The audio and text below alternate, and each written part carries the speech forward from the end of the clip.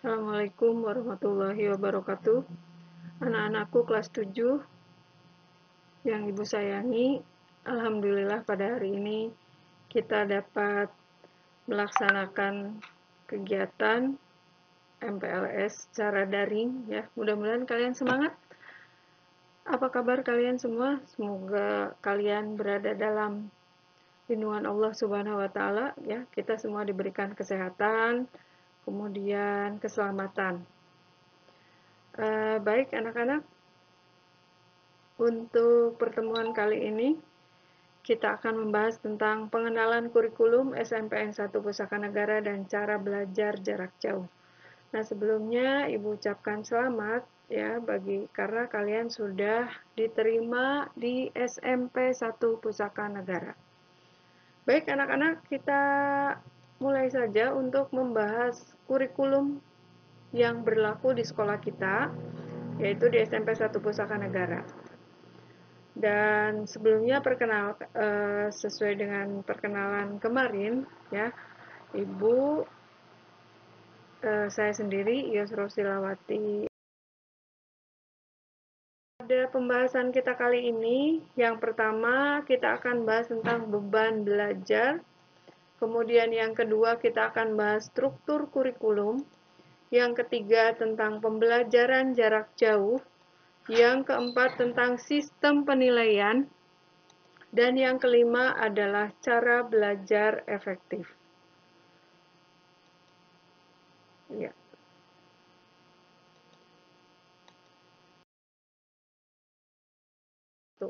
Apakah kalian paham apa yang dimaksud dengan kurikulum? Atau sebelumnya sudah pernah mendengar apa yang dimaksud dengan kurikulum?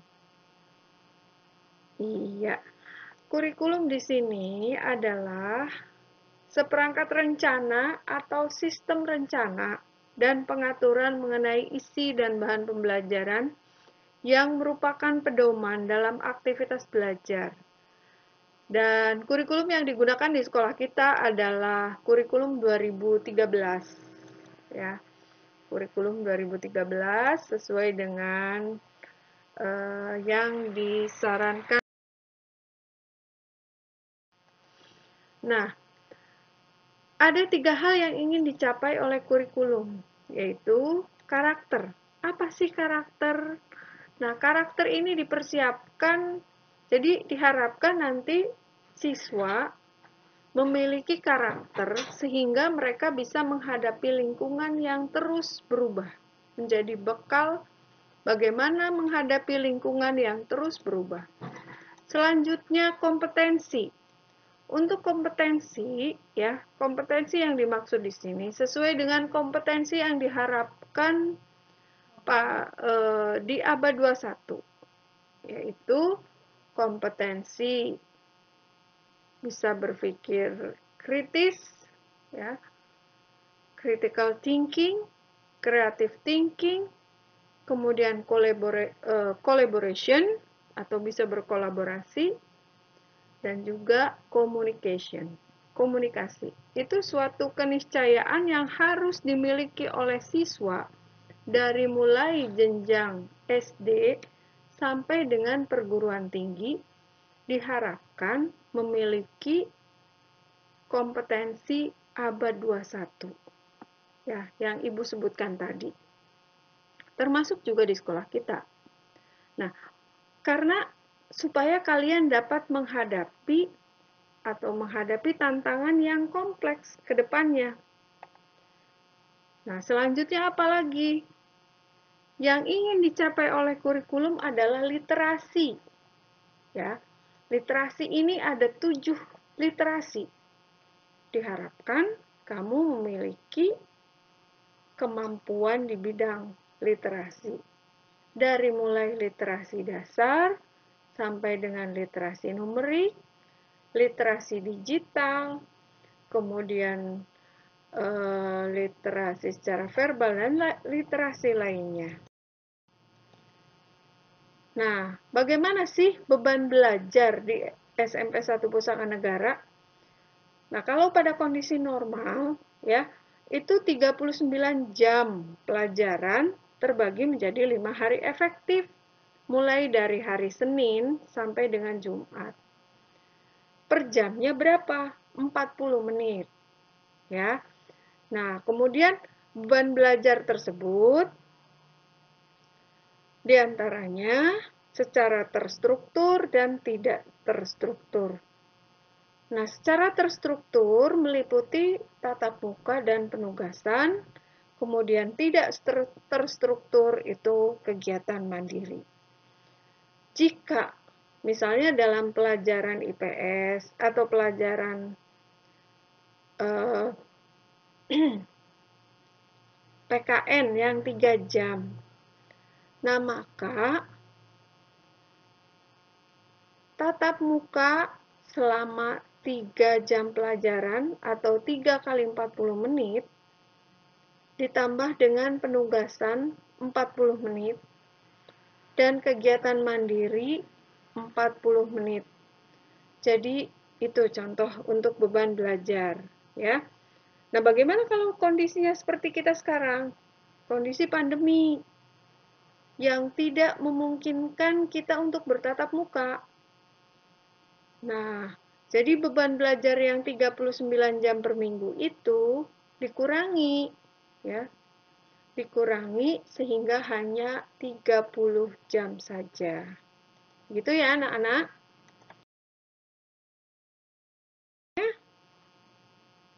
Bagaimana sih struktur kurikulum di sekolah kita? Dan ini pun struktur kurikulum yang digunakan secara nasional, ya. SMP 1 Pusaka Negara merujuk pada hal itu. Kita lihat struktur kurikulum terdiri atas kelompok A dan kelompok B.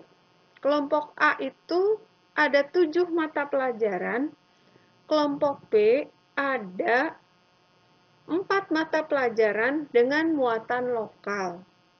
Ya, ini baik dari jenjang kelas 7, 8 maupun 9, struktur kurikulumnya sama. Yang pertama, pendidikan agama dan budi pekerti, 3 jam, 3 JP ya. Nah, karena kita mayoritas Islam, jadi yang dibelajarkan di kelas adalah pendidikan agama Islam dan budi pekerti. Kemudian pendidikan Pancasila dan kewarganegaraan, 3 jam. Bahasa Indonesia 6 jam, matematika dan IPA 5 jam masing-masing, IPS dan bahasa Inggris masing-masing 4 jam. Nah, selanjutnya yang merupakan kelompok B itu seni budaya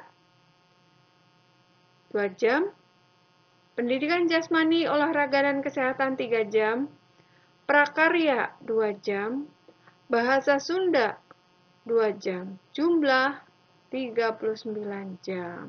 Baik jenjang kelas 7, 8 maupun 9. Nah, sekarang kita bahas pemberlakuan kurikulum tersebut dalam kondisi khusus.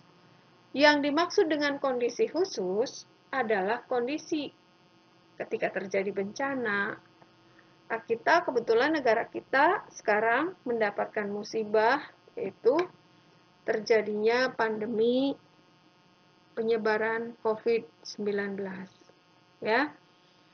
Dan daerah kita, Pusaka Negara ini kebetulan merupakan zona merah. Nah, sehingga pemerintah tidak memperkenankan untuk tatap muka pada saat ini. Mudah-mudahan ke depannya segera tatap muka ya, anak-anak. Selanjutnya, karena dalam kondisi pandemi seperti ini, ya, pemerintah memberikan solusi dengan cara pembelajaran jarak jauh. Ini suatu hal yang dalam kondisi apapun kalian harus tetap semangat belajar, ya, meskipun kita tidak bisa sekolah secara normal tatap muka seperti beberapa 1,5 tahun yang lalu sebelum pandemi melanda. Nah, maka kurikulumnya pun harus disesuaikan. Ya, kurikulum yang digunakan adalah kurikulum 2013 disesuaikan, direvisi dengan kondisi khusus. Jadi yang disampaikan adalah materi esensialnya saja, ya, materi esensialnya saja. Baik, anak-anak. Nah, lalu bagaimana pembelajaran jarak jauh di sekolah kita? Dengan menggunakan moda apa? Ini moda daring dan moda luring. Daring itu dalam jaringan atau online menggunakan perangkat handphone, laptop, atau komputer, ya, yang terhubung dengan internet. Kemudian luring, luar jaringan. Nah, untuk siswa yang tidak memiliki perangkat tersebut dan pada jaringan yang jelek di daerahnya, maka sekolah akan melayani pembelajaran dengan pembelajaran jarak jauh dengan luring, gitu. Nah, lalu menyiapkan perangkat, ya, apa yang harus kita siapkan? Perangkatnya disiapkan, HP-nya ada tidak? HP yang kompatibel, ya. Yang kompatibel, HP berbasis Android ataupun laptop dengan spek tertentu atau komputer duduk, komputer PC, ya. Juga untuk melayani luring itu kita juga membuat worksheet atau LK, lembar kerja, ya.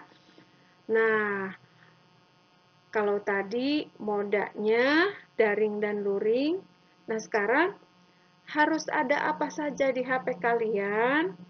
Maka dalam pembelajaran jarak jauh dengan moda daring ini, kita menggunakan aplikasi, diantaranya WA Group. Kalian sudah masuk semua ya? Terima kasih untuk yang sudah masuk. Kemudian menggunakan GCR. Apa sih Bu GCR itu? GCR itu adalah Google Classroom. Kemudian Zoom, Google Formulir, dan Google Meeting, Google Meet, ya. Kemudian juga menggunakan Cisco Webex atau aplikasi lain untuk ujian misalnya. Bapak Ibu guru bisa saja memberikan ujian dengan aplikasi Quizzes atau Examnet atau aplikasi-aplikasi daring lainnya. Gitu ya. Nah, kita juga mengakses portal belajar yang disediakan oleh Kemdikbud, ya, yaitu Rumah Belajar.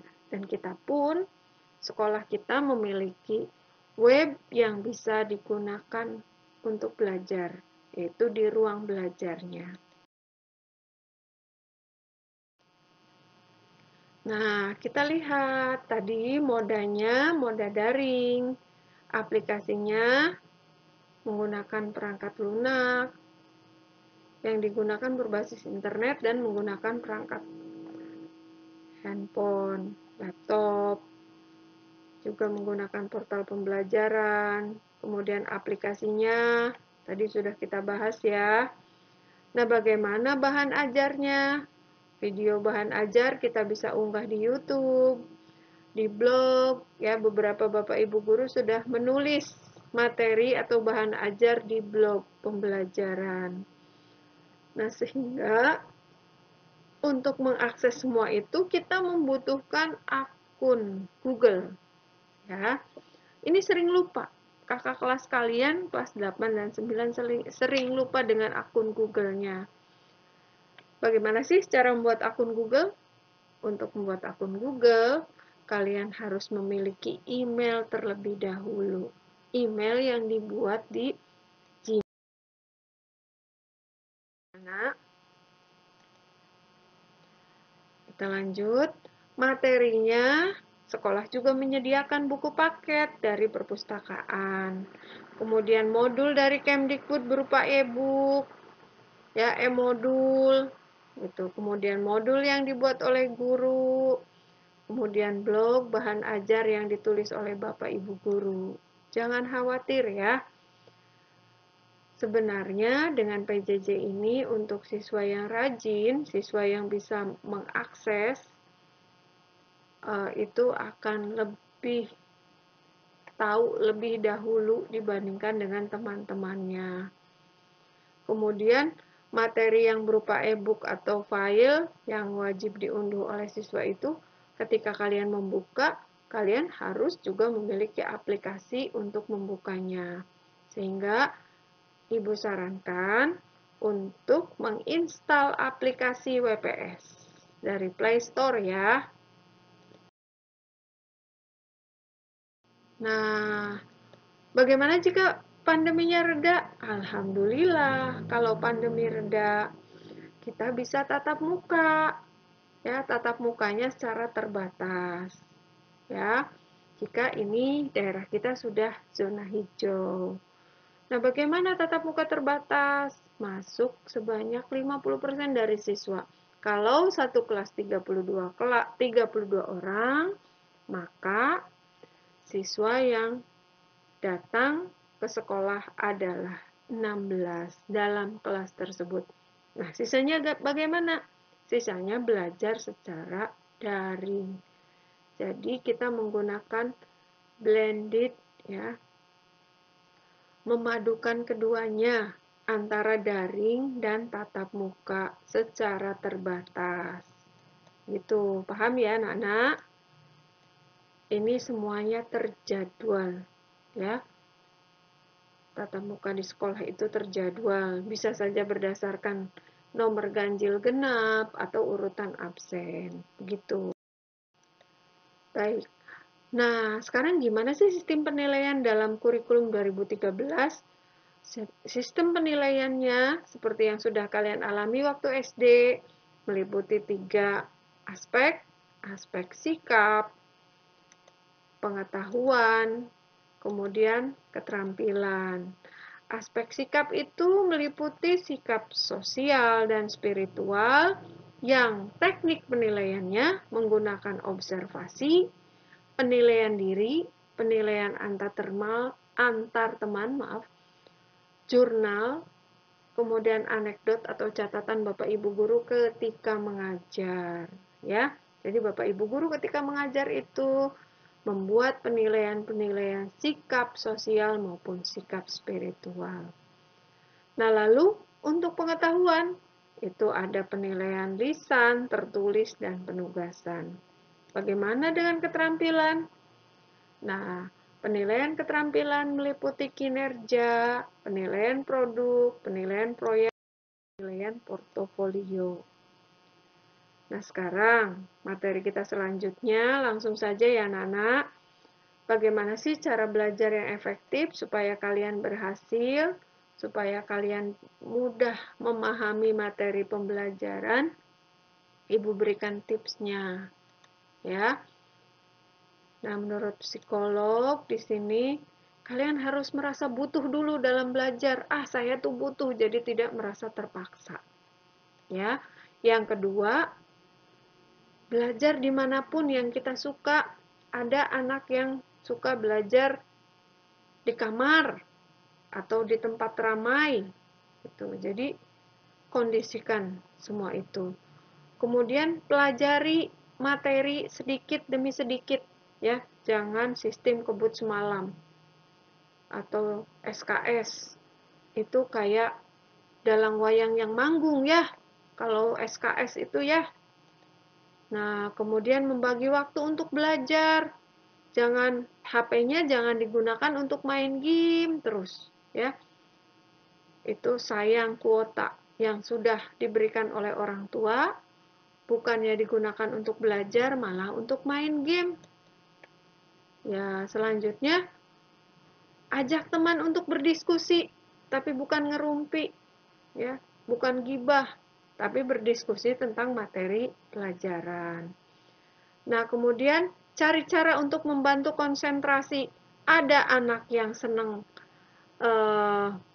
untuk menumbuhkan konsentrasi dengan mendengar musik, ada juga yang harus di tempat hening.